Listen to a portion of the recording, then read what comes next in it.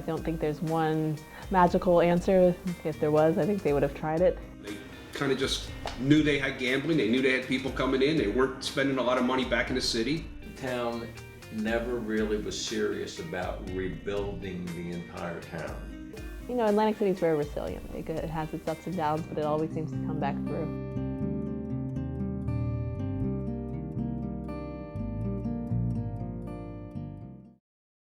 The experiment of casino gambling wasn't really maximized the way a lot of people hoped that it would be.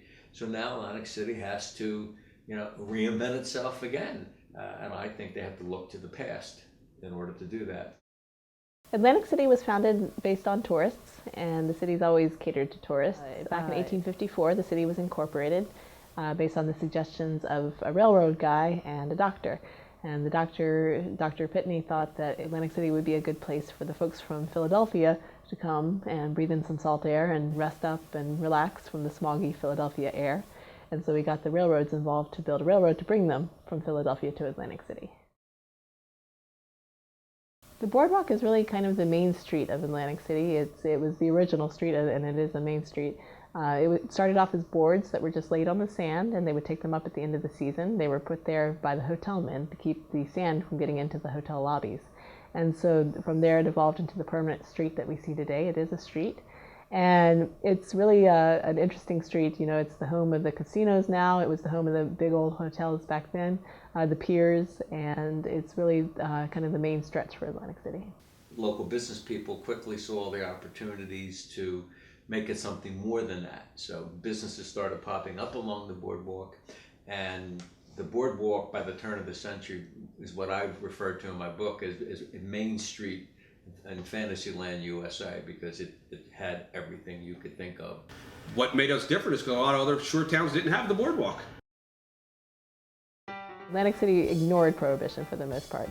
They decided that the tourists' needs, the visitors' needs were more important. They ignored the edict, and so you could still buy alcohol here in Atlantic City. You could still go to clubs and things and order a drink. What you have to remember is Prohibition did not pop out of the ground like a mushroom. So what you had that preceded the Prohibition era was bishops' laws, which said no booze on Sunday. And Atlantic City's response to that was, what do you mean no booze on Sunday? That's our busiest day of the week. So when Prohibition came, you had a community that was breaking the law one day a week faithfully for years.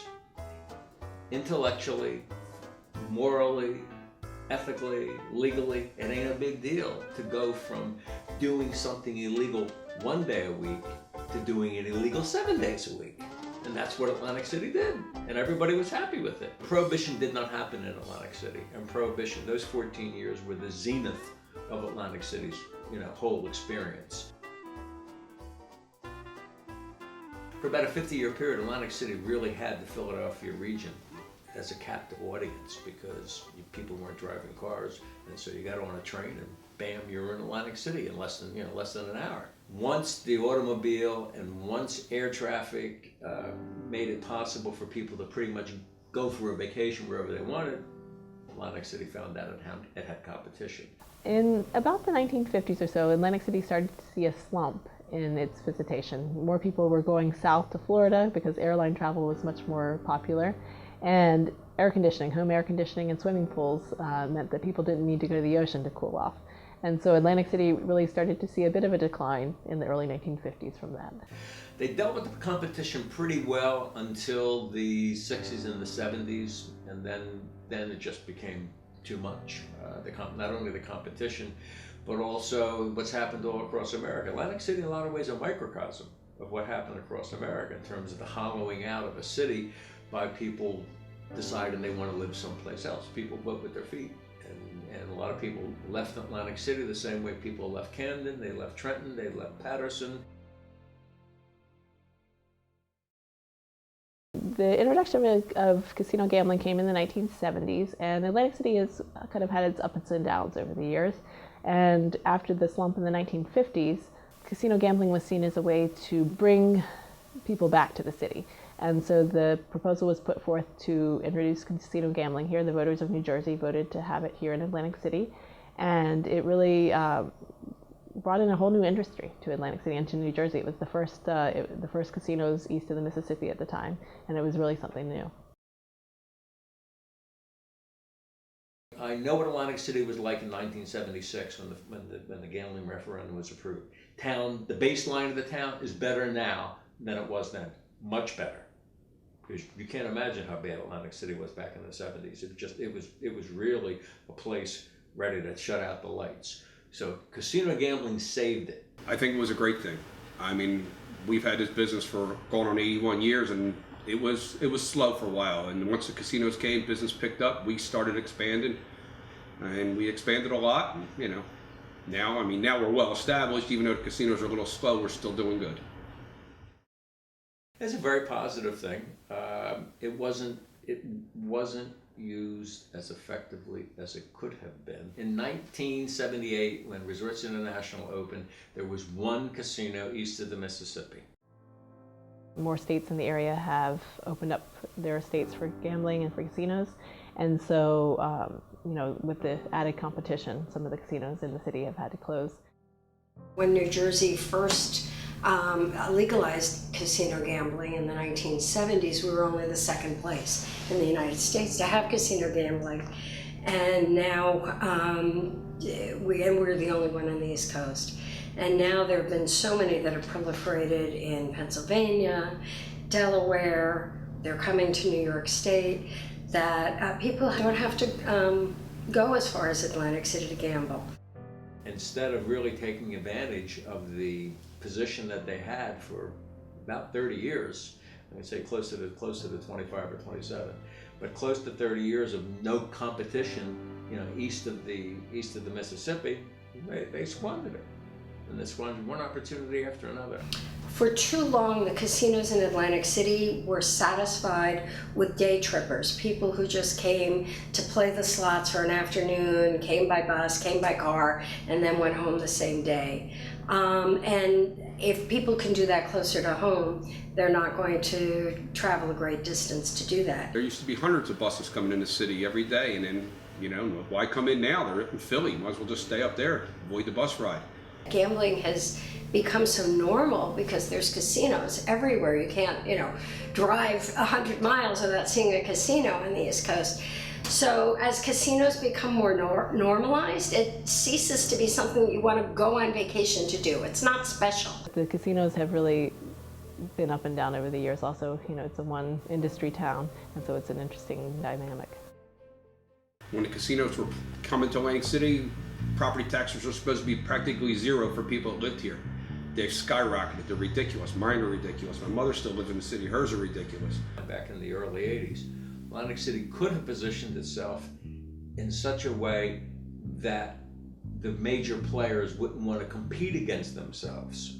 The major players in the casino industry wouldn't want to compete against themselves. But Atlantic City didn't. The boardwalk isn't as nice as it used to be. The beaches aren't as nice as they used to be. I mean, you know, we still have the boardwalk and the beach, but if everybody else has got casino gambling, I mean, you know, if they want to gamble, they're not going to come just for the boardwalk and beach.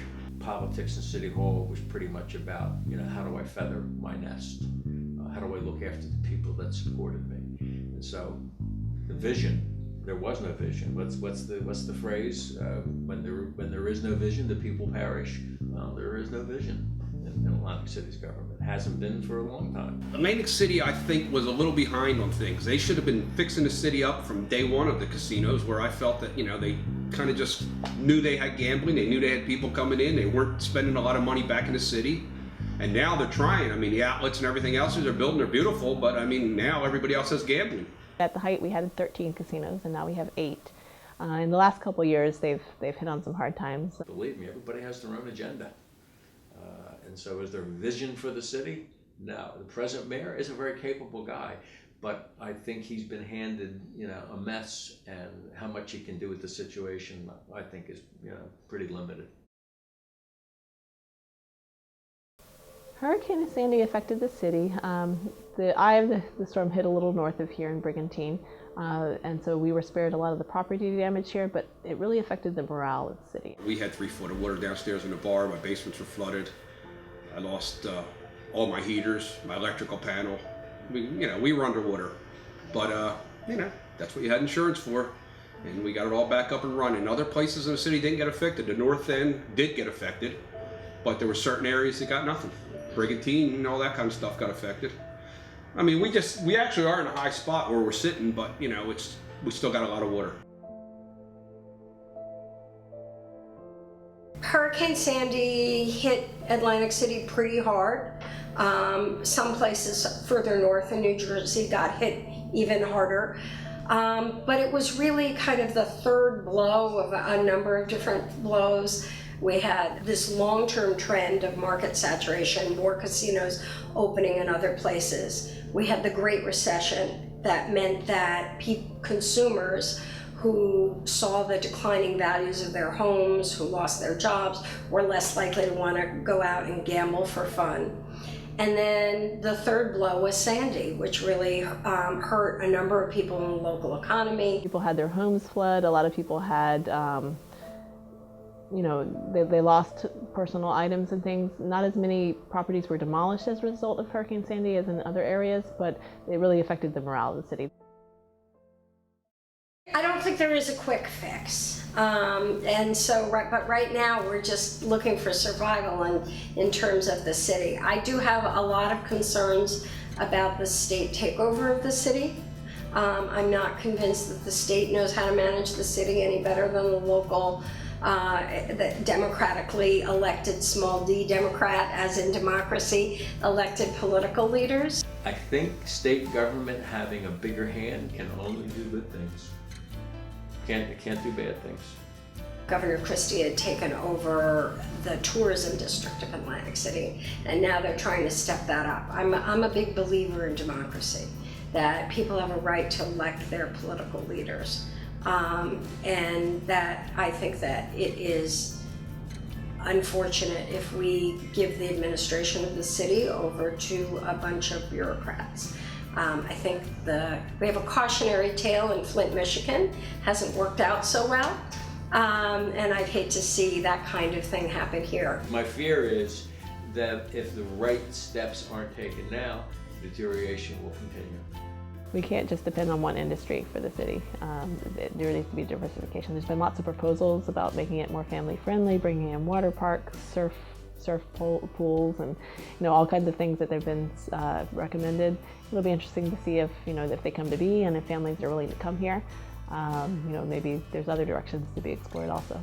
I would like to see us emphasize some of the interesting things that Atlantic City has. Not only the beach and the boardwalk, but some of the local history and culture. We have museums. We have a vibrant arts community. Some of those things I think could attract people who are not interested in gambling, and that might include families. But I also think that we have to think beyond leisure and hospitality. I'm hopeful. I think a lot of cities go through cycles. Pittsburgh, for example, had a devastated economy and turned it around. I'm hoping Atlantic City will do that too. It's going to take major changes to correct the problem that the city has.